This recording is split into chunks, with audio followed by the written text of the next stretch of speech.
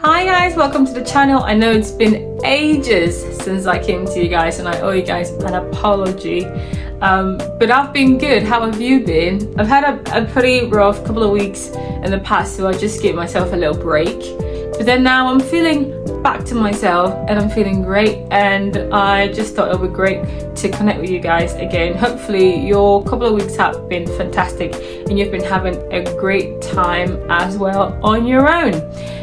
So today it's just a little catch-up thingy that we're gonna do, talk to each other and see how you're getting on with things. May is starting very soon, so we're near 5 months, and then after that we're gonna get to the 6th month, and then that'll be like halfway through the year. So I think this is a very good time now that we're not necessarily at the 6th month.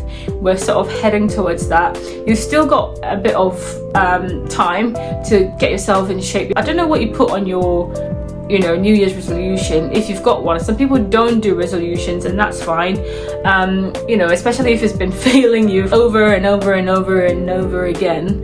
I don't think you'd be keen on doing anything particular, but for some of us there are still things that we've got on our checklist that we are hoping to achieve by the end of the year.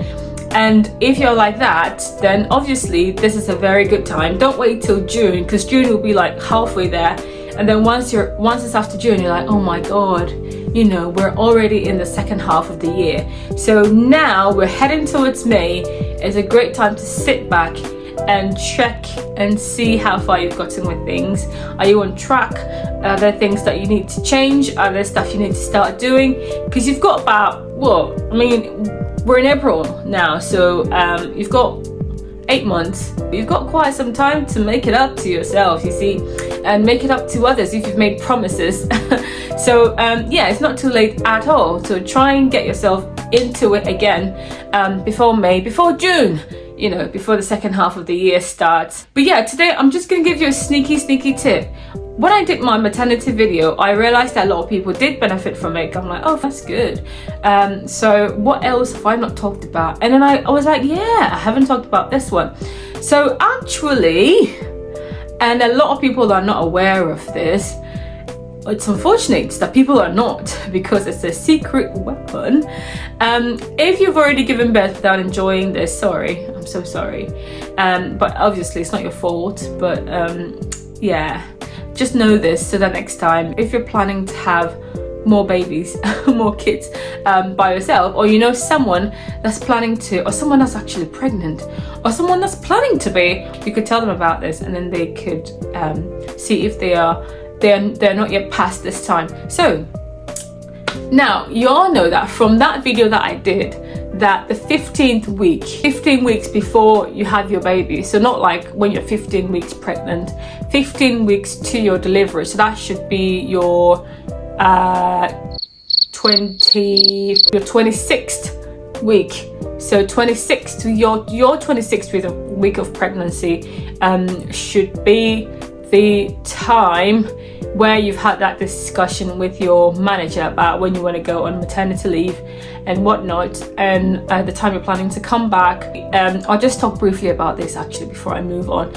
Considering your annual leave and maternity leave, it's a bit tricky. So I didn't know this, but then you accrue all of your annual leave. Let's say you went on maternity leave April of 2024, like beginning of April 2024. You're gonna stay home 1 year, and you're going to resume, let's say, ending of March 2025. All of the annual leave within this actual year, you're going to accrue it. Obviously, if you went on maternity leave on the 1st of April or very early in the first week of April, it's impossible that you'd have taken any annual leave in this actual year. So all of your annual leave, you would have accrued it. So you would have all of your annual leave. Plus, when you resume, so by the time you resume, you would also be starting a new year in April, financial year in April, where you would have another 6 to 7 weeks of annual leave to take. In the end, you're going to be having 12 to 14 weeks of annual leave to use, and that's like friggin' fantastic. So you're gonna be going on leave nearly every month, which is fantastic. But yeah, not a lot of people go on maternity leave in April. So no matter the month that you actually go on your maternity leave, you would accrue all of your annual leave within that period, and then when you get back, you would add it on top of whatever annual leave that you've got left, or that's within that year. So you're not losing out on anything. Maternity leave does not exempt you from enjoying your annual leave.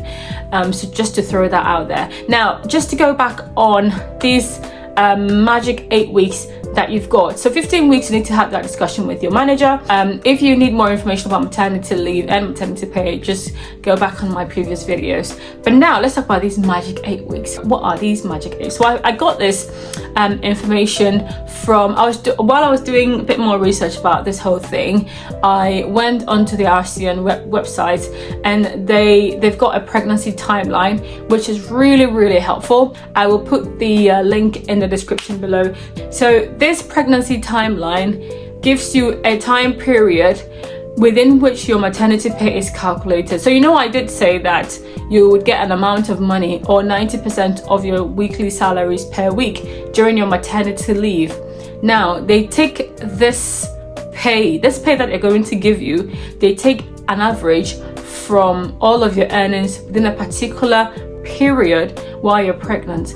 So while you're pregnant, when you get into this period, you need to make sure you're earning as much as possible, because that's the time and that's the money that they're going to be using to calculate your maternity pay.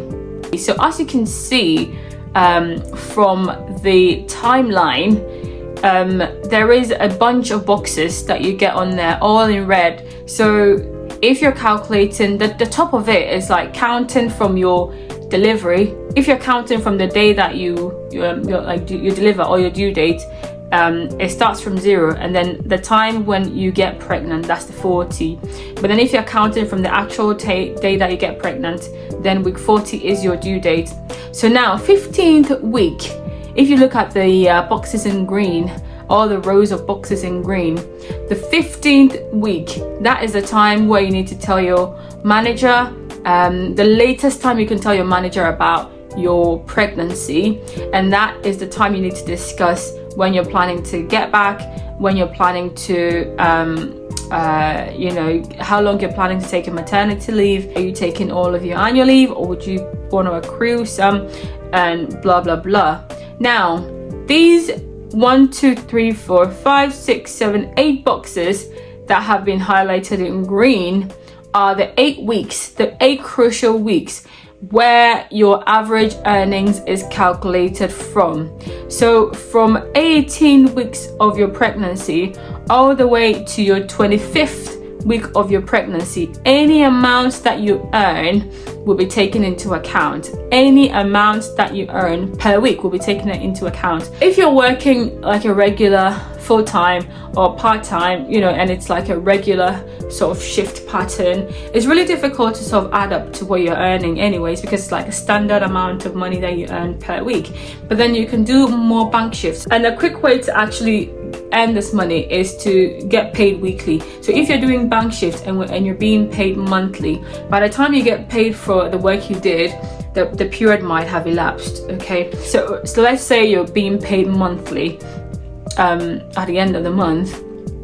If you did a shift on the week 18, 19, 20, you're not gonna have any of that money until about week 22, by which time it might be too late. So it's better to actually be paid weekly, so that if you do a shift on the 18th, by the end of week 18 your money would have grown. If you do a shift on week 19, by the end of week 19 your money would have grown, and so on and so forth. So just spread the love, spread the information to anybody that's not aware, so that even though it's difficult, people should try and work as much as they can on top of their regular hours, so that they can earn as much as they can while they're at home. I will come your way again pretty soon, but until then, be good, be fantastic. Tell a pregnant lady about this. Let them know about this. It's very important.